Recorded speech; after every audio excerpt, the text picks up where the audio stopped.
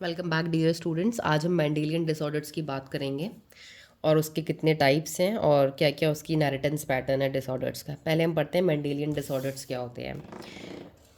Broadly genetic disorders may be grouped into two categories. Broadly हम genetic disorders को दो category में बांटा गया है। एक तो हमारे मेंडेलियन डिसऑर्डर्स और दूसरे हमारे होते हैं क्रोमोसोमल डिसऑर्डर्स।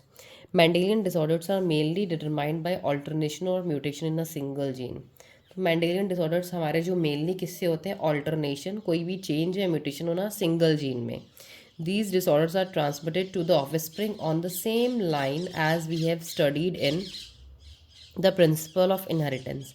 तो ये डिसऑर्डर्स जो हमारे ट्रांसमिटेड होते हैं ये ऑफिस स्प्रिंग्स में, ये सेम लाइंस में होते हैं जैसे हमने प्रिंसिपल्स पढ़े थे इनहेरिटेंस के कि किस तरीके से करेक्टर्स ट्रांसफ़र होते हैं। The pattern of inheritance of such Mendelian disorders can be traced in a family by pedigree analysis. तो हम इन पैटर्न्स को स्टडी कर सकते हैं पेडिग्री एनालिसिस से। बर्ड्स बहुत ज़्यादा चिरपिंग कर रही हैं बाहर। Most common and prevalent Mendelian disorders are haemophilia. हम जो मेन डिसऑर्डर्स पढ़ेंगे जैसे हीमोफीलिया पढ़ेंगे, हम सिस्टिक फाइब्रोसिस पढ़ेंगे, सिकल सेल अनीमिया पढ़ेंगे, colour blindness, phenylketonuria, thalassaemia etcetera. तो ये कुछ डिजीज़ के बारे में हम पढ़ेंगे, डिसऑर्डर्स के बारे में। It is important to mention here that such Mendelian disorders may be dominant और रेसेसिव। तो मेंडल के ये डिसऑर्डर्स डोमिनेंट भी हो सकते हैं, रेसेसिव भी हो सकते हैं। By pedigree analysis, one can easily understand whether the trait in question is dominant or recessive. तो हम पेडिग्री एनालिसिस के ऐसे डायग्राम से स्टडी कर सकते हैं कि ट्रेट हमारी डोमिनेंट है या रेसेसिव है। Similarly the trait may also be link to the sex chromosome as in the case of haemophilia. तो हमारी जो ट्रेट है वो सेक्स क्रोमोसोम से लिंक्ड भी हो सकती है, जैसे कि हीमोफीलिया में जो ट्रेट होते हैं करेक्टर वो सेक्स लिंक्ड होता है, मतलब जो डिसऑर्डर होता है वो सेक्स क्रोमोसोम में होता है। It is evident that the sex linked recessive trait show transmission from carrier female to male progeny. जो एक्स लिंक रेसेसिव होंगी ये हमारी कैरियर फीमेल से, मतलब जो फीमेल्स होंगी मदर वो अपने मेल्स को डिजीज़ करेंगी। A representative pedigree show in 5.14 for dominant recessive traits. Discuss with your teacher and design the pedigrees for characters linked in to both autosomes and sex chromosome। देखो first में देखो उन्होंने पहले वाले सर्कल को red कर दिया है, तो मतलब कि ये डिजीज़ हमारी क्या, ऑटोजोम डोमिनेंट। डोमिनेंट है तो पहला सर्कल रेड कर दिया। ये एग्जांपल है मायोटोनिक डिस्ट्रॉफिक मस्कुलर डिसऑर्डर होता है उसका। अब यहाँ पे देखो फर्स्ट जनरेशन में यहाँ पे बीमारी आई है, एक यहाँ आई है, फिर एक यहाँ दोबारा आई है। तो देखो ये पेरेंट्स थे, इनके ऑफस्प्रिंग हुए, इनमें प्रॉब्लम आई, फिर इन दोनों की दोबारा मैरिज हुई, यहाँ पे इनकी मैरिज हुई, यहाँ पे कोई डिजीज़ नहीं आई, फिर यहाँ पे जो मैरिज हुई यहाँ पे दोबारा डिजीज़ आई है। तो जो रेड कलर है ये डिजीज़ जो शो कर रहा है। सेकंड वाले में देखो क्या है कि पेरेंट्स में कोई डिजीज़ नहीं थी, ये डिज़ीज़ यहाँ पे एक तरीके से रेसेसिव थी, छिपी हुई थी, वो इनमें तो नहीं शो हो रही थी बट इनके ऑफस्प्रिंग्स में देखो यहाँ पे आ गई डिज़ीज़, यहाँ पे डिजीज़ शो हो रही है।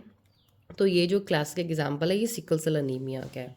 तो ये रेसेसिव ट्रेट में हमें यहाँ पे कलर्ड नहीं करना होता है, हमें वहाँ डिजीज़ छिपानी है, सप्रेस करनी होती है, बट डोमिनेंट में हमें डिजीज़ को एक्सप्रेस करके दिखाना होता है। तो फर्स्ट डिजीज़ हम जो पढ़ेंगे, फर्स्ट डिसऑर्डर जो हम पढ़ेंगे वो हमारा है कलर ब्लाइंडनेस। तो एज अ नेम स्पेसिफाई करता है कि कलर ब्लाइंडनेस मतलब कि कलर्स में कोई प्रॉब्लम हो रही है, कलर्स को आप डिस्टिंग्विश नहीं कर पा रहे हैं, जैसे रेड और ग्रीन कलर हो गया। तो कलर ब्लाइंडनेस क्या है, colour blindness is a sex linked recessive disorder है ये, due to defect in either red और ग्रीन कोन ऑफ आई। तो सेक्स लिंक्ड रेसेसिव इसलिए बोला है क्योंकि इसमें किसी भी डिजीज़ करने के लिए किसी को 2 कॉपीज़ चाहिए होगी म्यूटेड जीन की, 2 कॉपीज़ या म्यूटेड जीन की होगी तब वो पर्सन को ये डिसऑर्डर होगा। तो डिफेक्ट कहाँ होता है, रेड और ग्रीन कोन ऑफ आई, आपकी आइज़ की जो रेड या ग्रीन कोन्स होती हैं उनमें ये डिसऑर्डर होता है। इसकी वजह से failure to discriminate between red and green, जो रेड और ग्रीन कोन्स होती है ना इसकी, वो बताती है कि ये रंग लाल है या फिर ये हरा है। जब वहाँ पे म्यूटेशन होगी, वहाँ पे चेंज हो गया उस कोन्स में, उस सेल्स में आइज़ के, तो आपको रेड और ग्रीन कलर में कोई डिस्टिंक्शन या कोई डिफरेंस पता नहीं चलता है।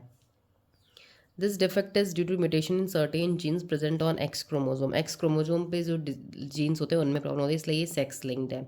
सेक्स लिंक स्पेशली वो डिजीज़ होगी जो आपके सेक्स क्रोमोजोम वाले क्रोमोजोम्स के ऊपर होगी। It occurs in about 8% of males and only 0.4% of females. ये करीब 8% मेल में होंगी और फीमेल्स में बहुत कम होगी, 0.4%। मेल्स में ज़्यादा क्यों होगी अभी मैं आपको बताऊंगी, टिल देन यू थिंक कि मेल्स में क्यों ज़्यादा होगी। This is because the gene that lead to the red green colour blindness are on X chromosome. क्योंकि ये जो जीन है जो ये प्रॉब्लम कॉज कर रहा है वो एक्स क्रोमोसोम्स में, और सबको पता है कि male have only one X chromosome. तो मेल का अगर एक एक्स क्रोमोसोम है, मेल का वन एक्स क्रोमोसोम है, अगर वही ख़राब हो गया, उसमें म्यूटेशन हो गई, तो उसको कैसे दिखेगा भाई? He is not able to identify red and green colour. तो इसलिए जो फीमेल्स होती हैं उनके पास दो एक्स क्रोमोसोम होते हैं।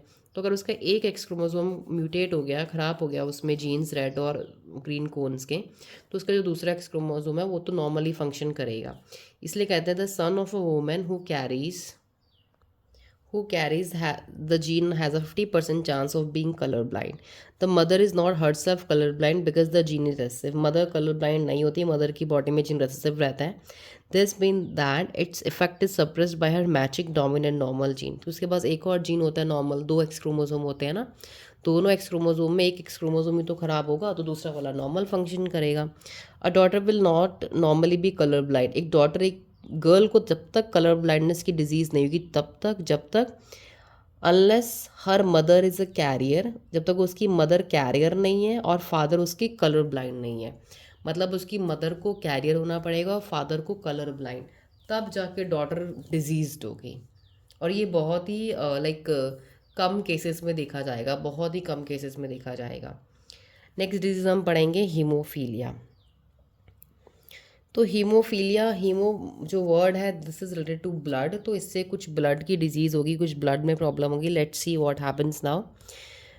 दिस सेक्स लिंक्ड रेसेसिव, ये भी सेक्स लिंक्ड है, सेक्स क्रोमोसोम पे रेसेसिव है, मतलब डिजीज़ करने के लिए 2 कॉपीज़ चाहिए होगी म्यूटेड जीन की, which shows its transmission from unaffected carrier female to some of the male progeny.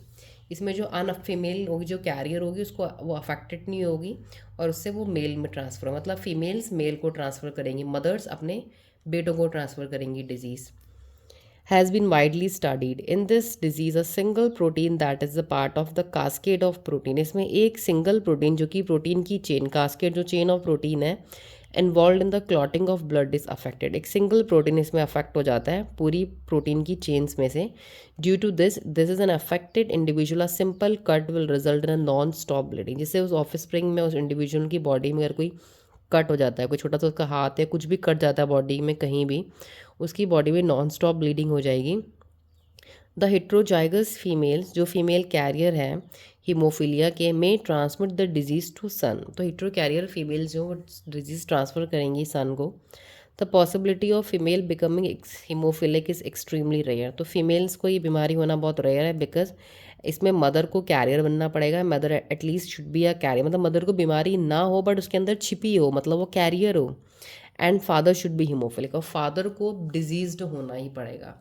Father को डिजीज्ड होगा फादर, और मदर इज़ अ कैरियर, तब जाके फीमेल डॉटर को ये डिजीज़ आएगी। The female pedigree of queen Victoria shows a number of haemophilic descendants. तो queen Victoria की भी जो डेथ का रीज़न था वो यही था, नॉन स्टॉप ब्लीडिंग। तो उनका जब पैडिग्री पढ़ा गया तो उसमें जो हीमोफिलिक डिसेंडेंट्स देखे उनके पहले, तो वहाँ पे नंबर ऑफ हीमोफिलिक प्रॉब्लम्स उसमें दिखी, कितने उनकी जनरेशन्स में कितने लोगों को थी। As she was the carrier of the disease and she was the carrier. तो क्वीन विक्टोरिया भी कैरियर थी, और उनकी जो डेथ थी वो उनकी ब्रेन में, आई थिंक जहाँ तक मुझे याद है, कोई ब्लीडिंग की वजह से हुई थी। तो उनके बहुत सारे हीमोफिलिक डिसेंडेंट्स थे उनकी, मतलब फैमिली में ये बहुत ज़्यादा डिजीज़ थी। इस डिज़ीज़ को रॉयल डिजीज़ भी कहते हैं, क्योंकि जो उनकी जो पूरी फैमिली थी क्वीन विक्टोरिया की, वहाँ पे बहुत सारे मेम्बर्स थे जो डिजीज़ थे। This is all about haemophilia.